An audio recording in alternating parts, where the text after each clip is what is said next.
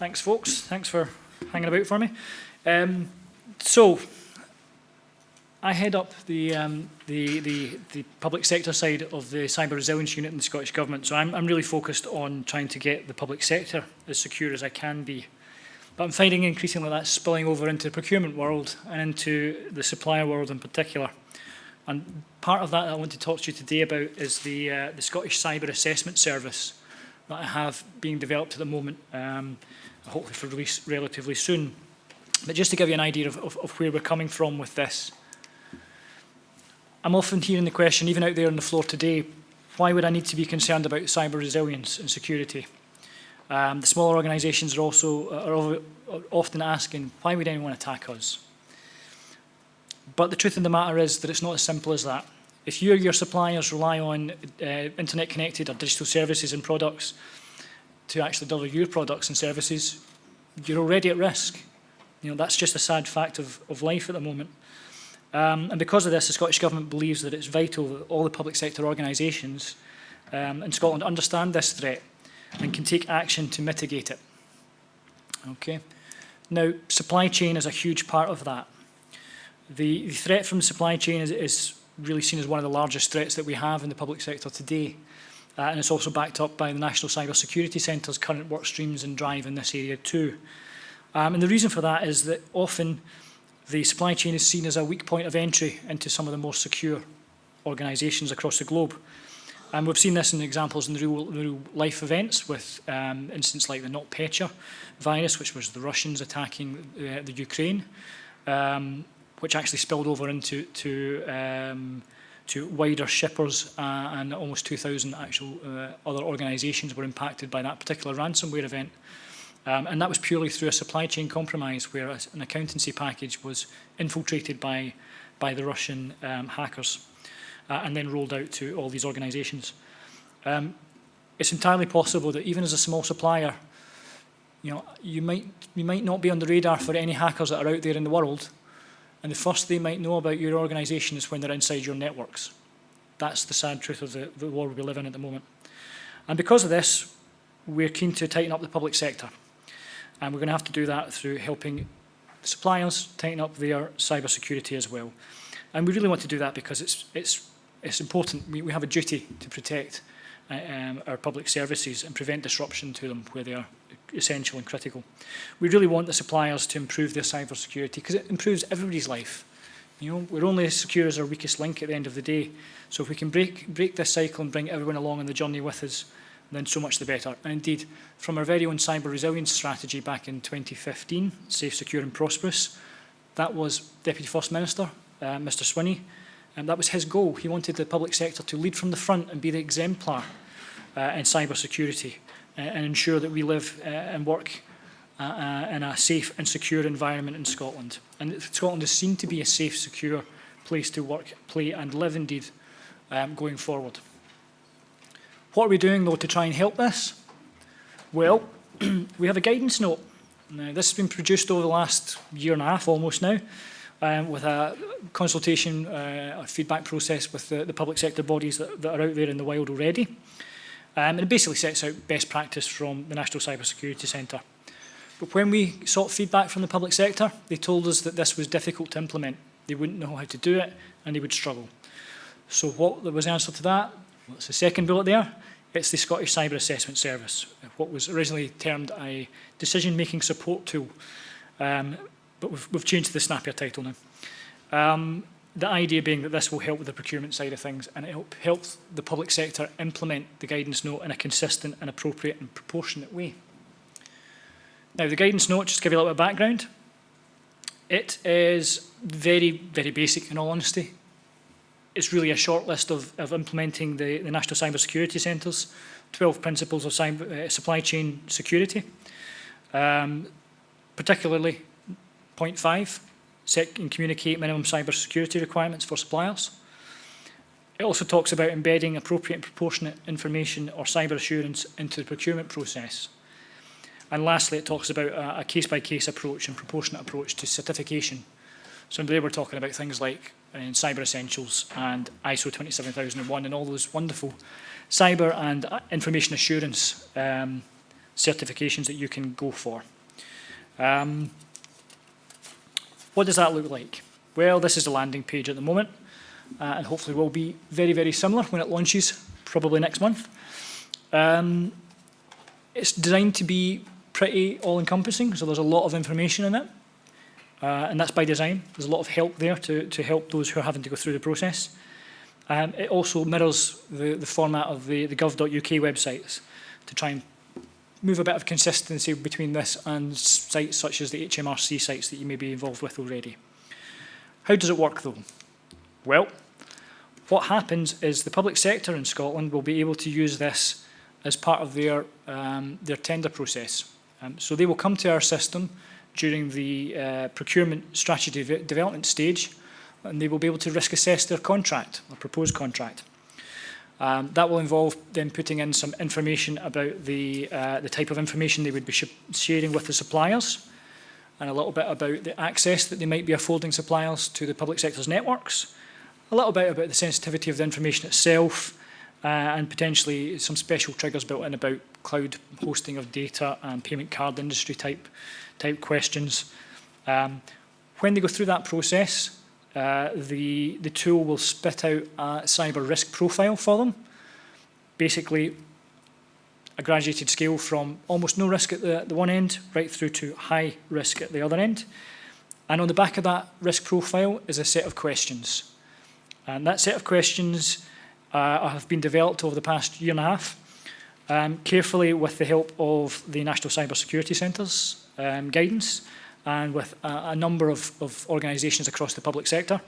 And basically the questions that it generates are aligned to NCSC's guidance. So very low equates, broadly speaking, to the NCSC Small Business or Charity Guides. Low builds on top of that and adds in some Cyber Essentials Plus standards questions. And once you step up to moderate, you start seeing questions in addition to those previous ones that take into the space of the National Cyber Security Centre's 10 steps to cyber security. And when you reach high, you're into the world of ISO 27001 and the NIST directive requirements, which are quite high-end, I have to say. Peppered through this would be some special triggers where there are those concerns about personal data or cloud hosting. The idea would be that the contracting authority would take the output from our tool and put it into the invitation to tender, along with a reference to our system, so that those assurances can be gained from suppliers. From the supplier side of things, it would be a case of a supplier logging into our tool and answering the questions. Now that sounds quite scary. It's another system to log into, another information portal to worry about. The idea, though, behind this is to try and make things as easy as possible for you. And I'll give you a little bit of sight into that in a little second. And the reason we want to make this easy for you is we realise that out there in the wild, you've been getting vastly inconsistent questions from public sector bodies. I have seen public sector bodies in the last 2 months probably issuing broadly similar contracts and asking very, very different questions. I'm trying to push consistency. I'd like them to ask, broadly speaking, the same proportionate set of questions in the same manner. And more than that, I'd like you to be able to reuse your answers. And I'll show you just a little bit about how that works in a minute. Once, supplier, you've gone through that questionnaire, it will generate a report on the back of that. And again, I'll show you some of this in a little second or two. And on the back of that, you'll be able to append that report into the tender and submit it as you normally would for any other contract. The public sector organisations then assess them as they do with any other tender. And as I say, this is designed hopefully to take the burden off of the suppliers. I really want you to be able to get a consistent set of questions that you understand where they come from and why you're being asked them. And also, I want you to be able to reuse your answers. So if you come into our system and you answer a set of questions for a contract that's been deemed moderate in risk, you'll be able to use those questions, those answers that you've given to those questions for any other contract of a similar level that you decide to enter into. So answer them once, reuse. Why reinvent the wheel? What does that look like in practice? And I'm just going to give you a little bit of a sight of the buyer's end of things, as I know there's bound to be some in the room, but really it was to show that there's still a bit of pain for them as well. It's a fairly boring report document. The bit on the right-hand side, it's very small on screen there, but it basically talks about the types of questions that you will see. So this talks about a moderate profile. The buyer has actually upped this one to high. It's touched some specific triggers about cloud security and payment card, and some data protection questions over the personnel data that may be involved in it. You can also, as a buyer, you can seek accreditation.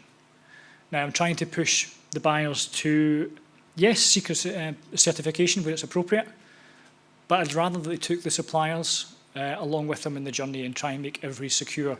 So I'm encouraging the buyers to allow bids that may not meet the minimum cybersecurity standards, provided that the potential supplier is willing to submit a cyber implementation plan, which explains where they're going to, what they're going to do to mitigate the shortfalls in the certain areas that they may have identified. And I'll show you that too in a second. Once we step into the system, this is the supplier side of things. So as a supplier, you're likely to have come to the system through the supplier journey or linked direct from the tender. You'd come to this very, very quickly after you'd registered the first time. This is where you'd be able to put in the reference number from your tender. That would take you to the appropriate set of questions. And you'll see that there's a link on the right-hand side there about guidance. There's always guidance on our pages. So if you don't understand something on it, follow the guidance. It'll explain roughly where the parts of the standards that we're talking about would help you get to the right place. Stepping on to the next page here, and I'm just jumping through bits of this. This is by no means an end-to-end demonstration here. This is the guidance being looked in the bottom left-hand side. So at the bottom of every set of questions are links to the guidance pages from NCSC and some other sources that will take you to the bits that are most pertinent to the questions that you've just been asked to answer. So if you don't know what your password policy should be in this case, this is the bit that will tell you what sort of level you should be looking to. On the right-hand side here, another circle, is an invite user to collaborate. I'm acutely aware that the questions that are asked as part of this process can cut across different parts of businesses. Now, for some of the smaller businesses, this may well be the same person. For some of the larger ones, you may have IT security, you may have information assurance, you may have procurement, you may have the policy people doing the buying separately. So you could have a need to consult multiple people. We offer that facility in the system to invite people to come in and comment on it. Once you get to the other side of these questions, as a supplier, I should say, you get to this page of a report, which basically lists all the questions that you've just answered and gives you a little bit of a readout as to how it looks. Bit in the bottom right-hand side there is the colour gradations showing you which elements of the controls we think you are standing up well to, where you're a little bit iffy on, and where you're just not meeting the standards at the moment. This particular one is a low profile, so it's Cyber Essentials with a little bit more. And we can see that this particular test one has failed in a few areas. And that's by design, because I'm going to show you how that works. The bit down below there, in the circle at right, is where you can download that report. And the report itself, actually, again, fairly anodyne in its front page, because it is, after all, a government document. But once you step inside it, you start to see a little bit more detail. As a supplier, this is where you'd see that in governance, I'm green. In risk management, I'm green. Asset management, I'm doing okay. Supplier management, I'm not so good. That's where I need to focus it. On the right-hand side, that's the questions that we think that you didn't quite meet the minimum standards on for this particular contract. So this is where we lead you to, actually, this is the questions you need to address should you wish to continue with the project and actually submit a cyber implementation plan. These are the ones that you want to put in there to mitigate against. And that's basically what this slide talks about. The guidance note and the scans are designed to encourage a proportionate approach to supply chain security. I want everybody along in this journey. The Scottish Government is not in the business of trying to put small businesses out of business, so to speak. We want the entire society to be resilient and secure to cyber threat. We want the public sector to be the exemplar, but we want everybody along that journey. That makes everybody safer. So we're trying to encourage the buyers to go along with this and bring the supply chain to. So buyers will be able to include those suppliers with that implementation plan should they choose to do so. And that cyber implementation plan will give them a template as well. It's another fairly boring government form. Sorry about that. But it does give you the chance to simply fill in the details, take the questions that we think you are not quite meeting, and state how you're going to do things to try and address that. And as a quick aside, there are scenarios where actually you could conceivably argue that some of the controls you won't need. You know, so we don't need to do anything with this because of this is probably a perfectly valid answer as well. Now, when this launches, and I'm hoping to launch next month now, there will be lots of support out there in the wild to try and help suppliers and the buyers through this process. Firstly, it's not mandatory for the public sector buyers. I can't make them use it. I will have John Swinney write to them all and tell them that they should think about it, but I can't make them use it. And it will take time to get into the processes, I think, just the way government works, I'm afraid. So the way we're going to roll this out, we will update the procurement journey and the supplier journey that hopefully you're all familiar with, one end or the other. So you'll see links to it there. There will be a full suite of guidance in place, supplier communications toolkit for the buyers as well to help them promote it to their own potential suppliers, but also bits and pieces on the procurement journey, supplier journey. On our own gov.scot website, you will find a cyber resilience section that will have elements of this on it too, and a lot of useful, helpful material, hopefully some FAQs and that kind of stuff too. And the tool itself will give you a bit of help, and we'll also give you feedback options on it too. In terms of other support, in terms of cyber security in general, actually, there is the support packages out there as well, particularly for SMEs and charities. And you can find details of the Cyber Essentials voucher scheme from either Scottish Enterprises website or the SCVO, yeah, the charity one. There's also digital development loans, and the guys are outside. In fact, one of them's in the room at the moment, who can help you with those kind of things. And Digital Boost scheme is also there too. We know that this is very much the first step in the process, though. This system that I'm about to launch is sort of open beta. I had it in place for 6 months from the launch date, is the plan.